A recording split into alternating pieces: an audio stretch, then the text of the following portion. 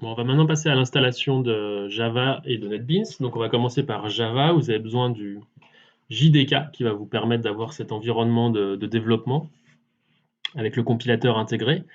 Alors, on a choisi de prendre le JDK 13. Donc actuellement, il y a le 14 qui devrait sortir, mais qui n'est pas encore complètement compatible pour l'installation avec NetBeans. Donc on part sur le JDK 13. Vous aurez le lien de téléchargement. Donc là, je prends un exemple ici. Donc dans ce qui me concerne, je suis sous Windows et je vais prendre l'installeur ici en x64. Donc je télécharge le .exe qui va avec. Donc c'est parti pour cette première manip. En parallèle de ça, vous avez besoin aussi d'installer NetBeans. Donc NetBeans, c'est l'équivalent de Visual, hein. C'est un autre IDE qui fonctionne avec d'autres langages que Java, notamment en PHP. Il marche plutôt bien, donc vous vous familiariserez a priori assez facilement avec. Et pour le télécharger, alors il est maintenant géré par Apache. Là encore, vous aurez le lien qui correspond à la page sur laquelle je suis actuellement. Et du coup, il faut télécharger cette version-là. Ce que je vais faire.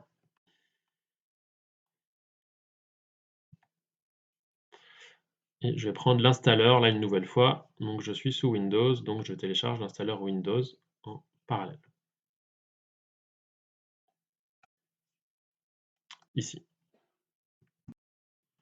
Bon, au niveau de l'installation, donc là, j'ai mon NetBeans qui est en train de télécharger. Donc, je vais commencer par installer le JDK. Donc, toujours, hein, le JDK d'abord et NetBeans en deuxième.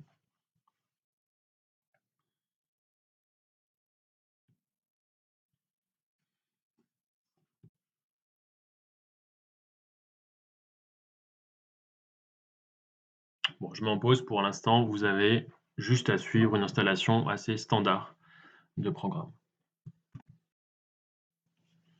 Quand c'est terminé, on peut fermer. On n'a pas de problème. Donc là, on a l'installation du JDK qui est faite.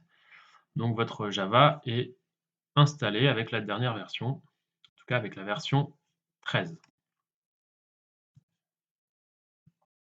On passe maintenant à l'installation de NetBeans.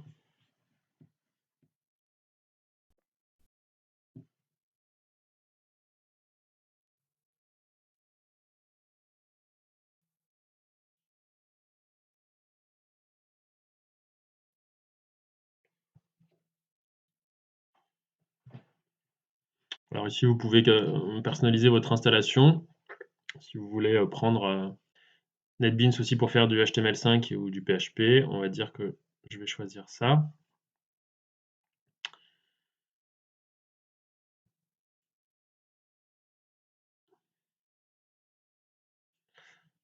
Donc ici, on voit que NetBeans, au moment de l'installation, c'est pour ça que c'était important de le faire en deuxième, il vous demande la version du JDK pour laquelle que vous allez utiliser dans votre environnement de développement. Donc ici, il le trouve automatiquement, le JDK 13, le dernier qu'on a installé. Et puis ici, c'est le NetBeans 11.3. Je pense que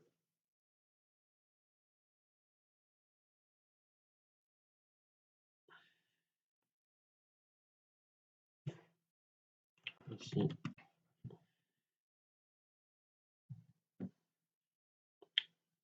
Voilà, bon, vous personnalisez comme d'habitude hein, les répertoires d'installation. Et vous êtes parti pour l'install. Voilà, on termine l'installation de façon standard. Ensuite, on passe au lancement de NetBeans. Alors, on va voir ce que ça donne.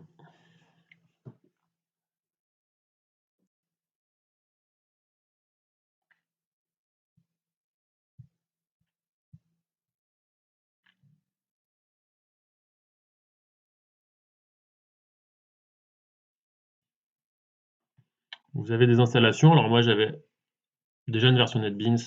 Voilà. Ici, il vous demande d'utiliser un installeur. Vous pouvez installer le plugin JavaFX qui peut être utile. Même si en ce qui nous concerne, on ne va pas forcément utiliser JavaFX. mais ça peut vous être utile dans un environnement plus professionnel, disons.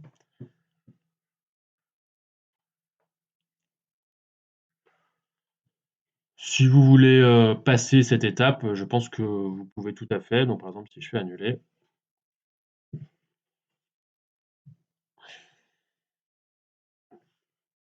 je me retrouve avec cet environnement-là, qui est l'environnement NetBeans, tout à fait classique. Je fais juste un petit test pour voir si ça marche bien. Donc pour ouvrir un projet, File, New Project. Ici, je vais choisir Java with Ant, c'est le choix qu'on fait. Java Application.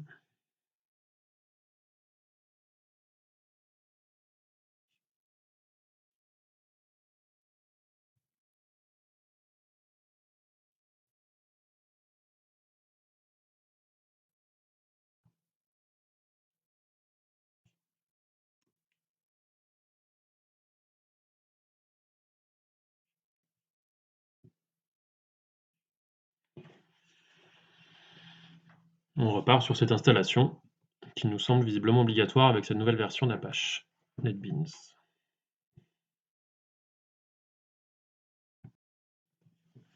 On termine là-dessus.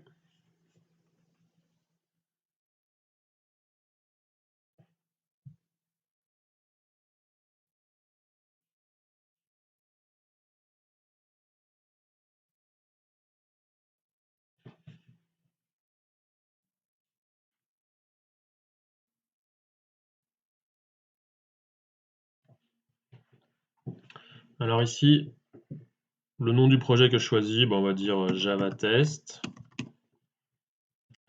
Je le place à l'endroit que je veux.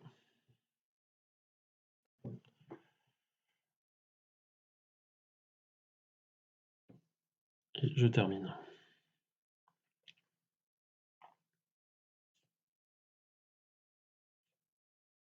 Donc vous voyez qu'ici, j'ai mon projet Java Test 1 qui vient d'être créé, avec un package principal Java Test 1 et un fichier .java qui porte le même nom que votre projet, donc Java Test 1.java, et c'est ce fichier-là qui contient le main. Si je fais un test pour voir si tout se passe bien, je fais juste un test, disons, d'affichage. On va faire un Hello World.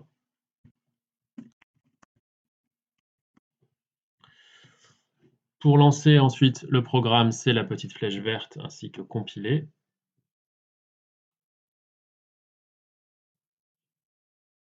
Et on voit que tout se passe bien. Donc mon NetBeans est bien configuré. Juste pour vérifier, si on clique droit sur le projet sur lequel on est, on peut aller dans les propriétés.